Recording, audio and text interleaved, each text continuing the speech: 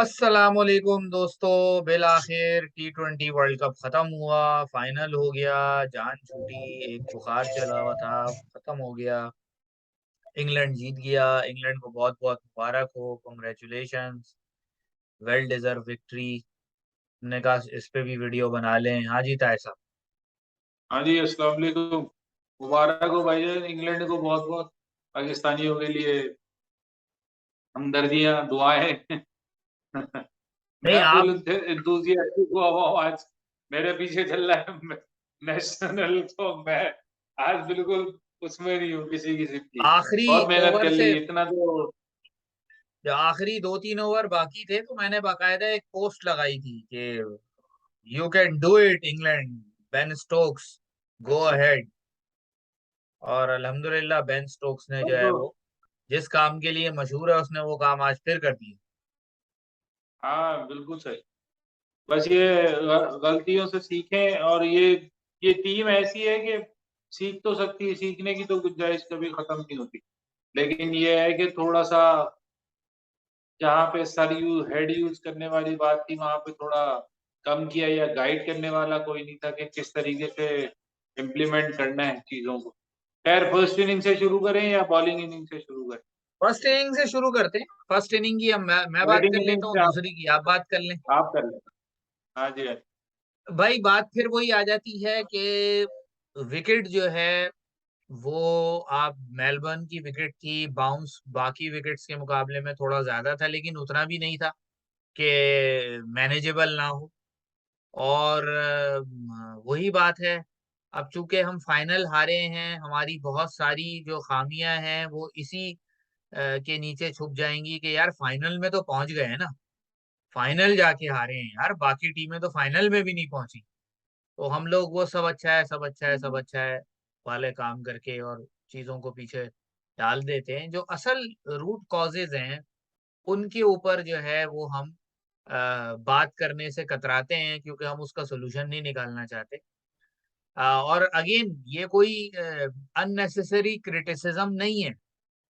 आप देख लें, जो इंग्लैंड को देख लें या साउथ अफ्रीका था, इंग्लैंड बिलखुसूस फाइनल जीता है, उनका आप पावर प्ले खेलने की अप्रोच देख लें। हर मैच में पावर प्ले उन्होंने किस तरह खेला है, और कैसे वो जो है शुरू में ही 6 ओवर के अंदर कोशिश कर कर आके कोई 55, 60, इवन 70, 75 रन तक भी गए हैं वो 6 ओवर में। और हमारे ओपनर्स ने पावर प्ले किस तरह खेला है सबके सामने रिपीट करने की जरूरत नहीं है। सिवाय सेमीफाइनल के किसी मैच में हमारे ओपनर्स ने वो स्टार्ट ही नहीं दिया जो स्टार्ट टीम को स्ट्रेंथ देता है। हम मिडिल ऑर्डर से हम इसलिए बहुत ज्यादा गिला नहीं कर सकते क्योंकि मिडिल ऑर्डर में हमने इतनी टपोसियां मारी हैं। कभी हैदर अली को खिला रहे हैं, कभी आसिफ अली को खिला रहे हैं, कभी खुशदिल को खिला रहे हैं।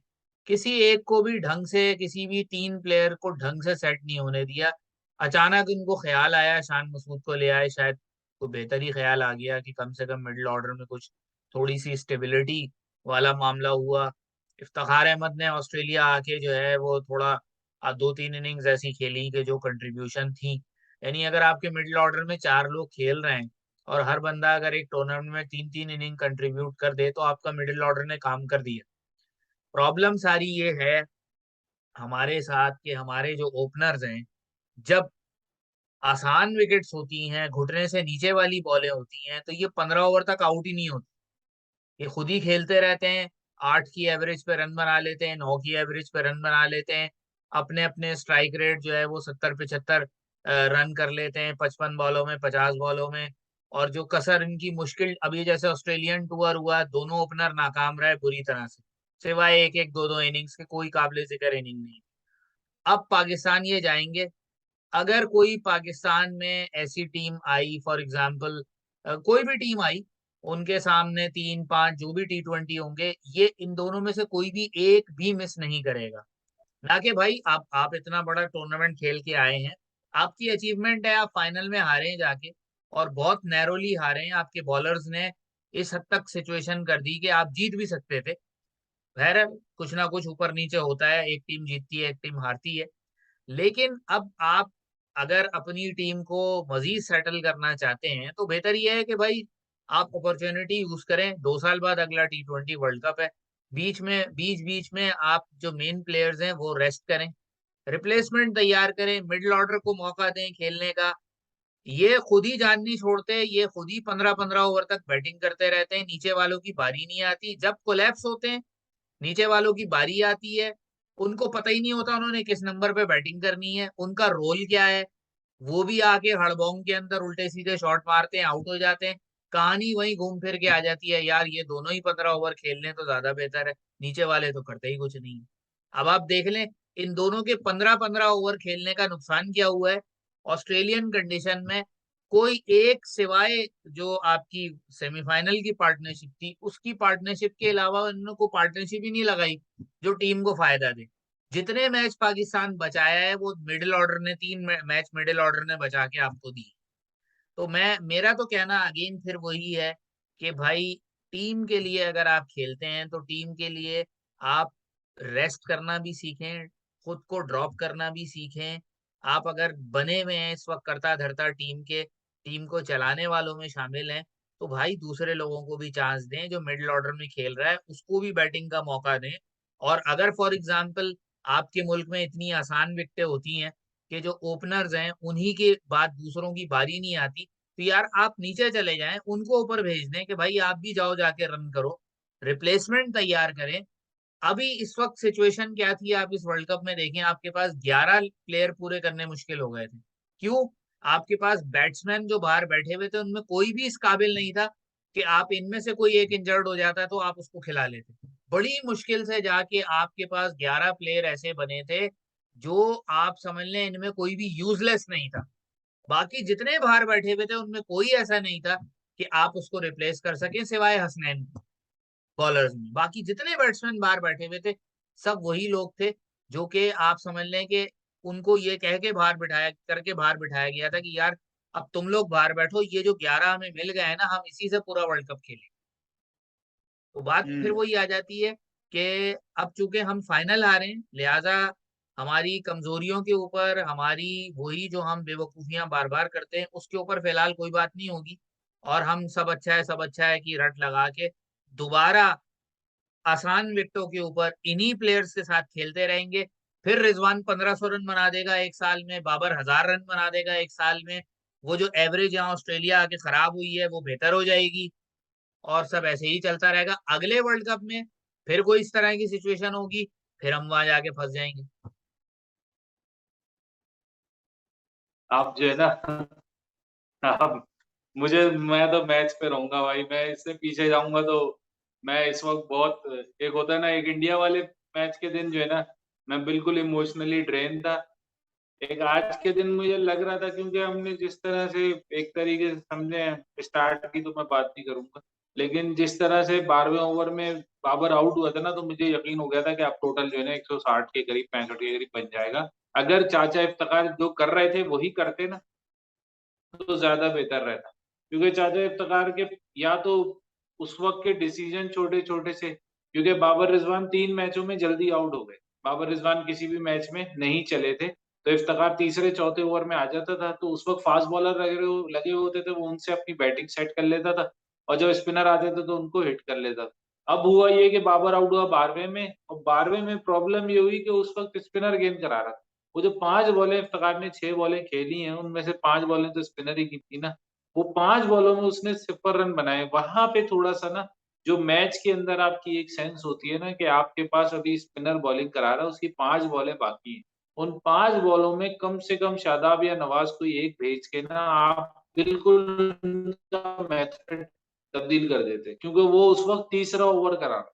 आपको उसका चौथे ओवर में यकीनन शान और नवाज अगर दोनों होते तो वो चौथा ओवर करवाते ही नहीं, वो किसी ना किसी पेसर से लगवाते, या तो मोइन अली को करवाते, क्योंकि उन उस 4 ओवर में 22 रन, और सैम करन के जो 14 रन 4 ओवर में 12 रन दिए उसने, वहां पे मैच जो है ना फंस गया। बाकी जो आखिरी में वसीम ने जिम्बाब्वे के खिलाफ बेवकूफी की थी वो यहाँ पे की, जब बैट्समैन से थ्रू द लाइन शॉट नहीं लग रहे, गेंद जब वो कराते हैं, आप खड़े होके स्ट्रोक मार नहीं सकते, जब बैट्समैन से नहीं लग रहे, तो आप तो अभी एक एक रिलेटिवली न्यू इंटरनेशनल क्रिकेट में, कि आप में इतना कोई एक्सपीरियंस भी नहीं है कि बहुत सारा लीग खेला हो आपने 2-3 साल, आपके 1-2 साल आपने खेल लिए मैक्सिमम।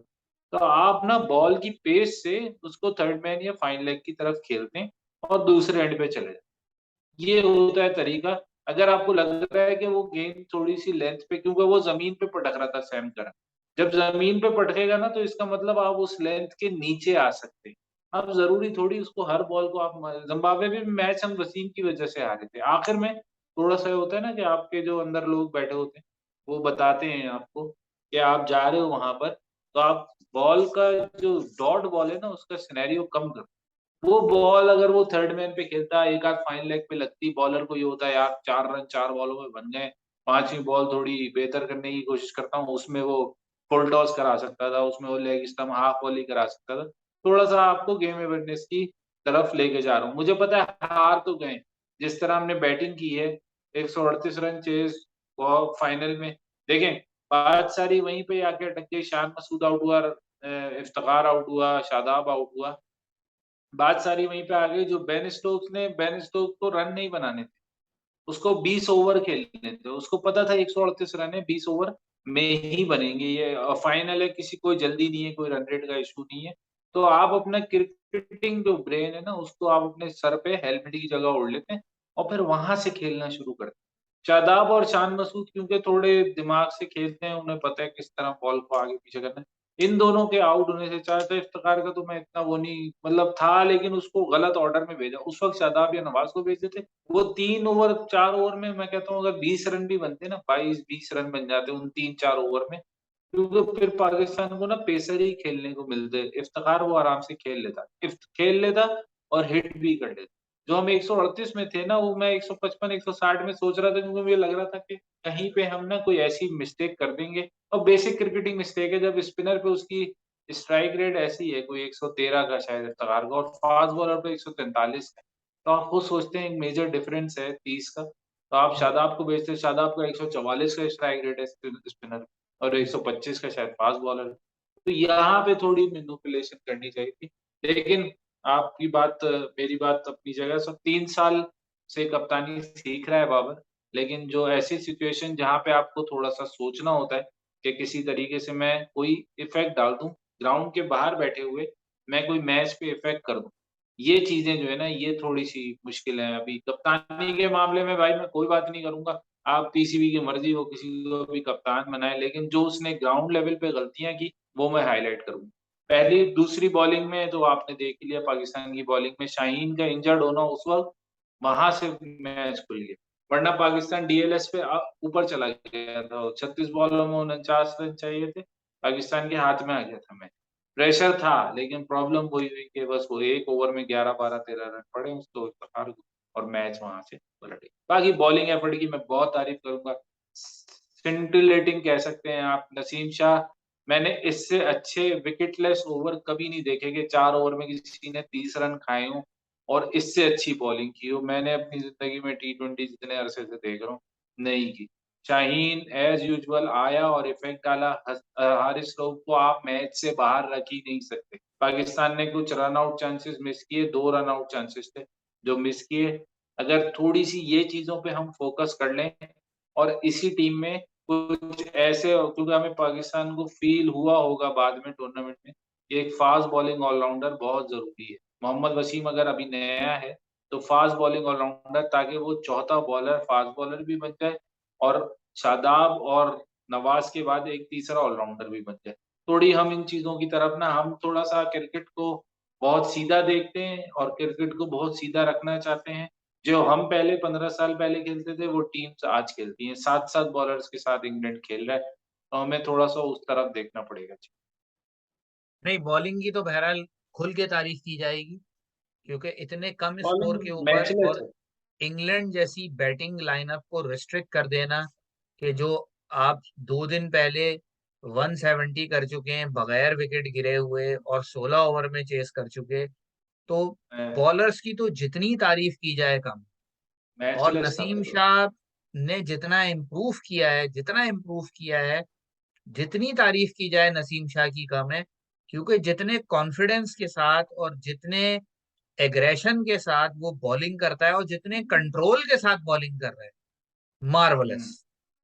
बाकी हारिस आपने रऊफ तो बहरहाल पिछले 6 महीने की, साल भर की जो हारिस रऊफ की जो डेवलपमेंट है वो भी देखने से ताल्लुक रखती है। एक बॉलर जो 8.5 9 के स्ट्राइक रेट पे रन देता था, इकॉनमी पे रन देता था, वो अब जो है उसको चौका मारना मुश्किल हो जाता है।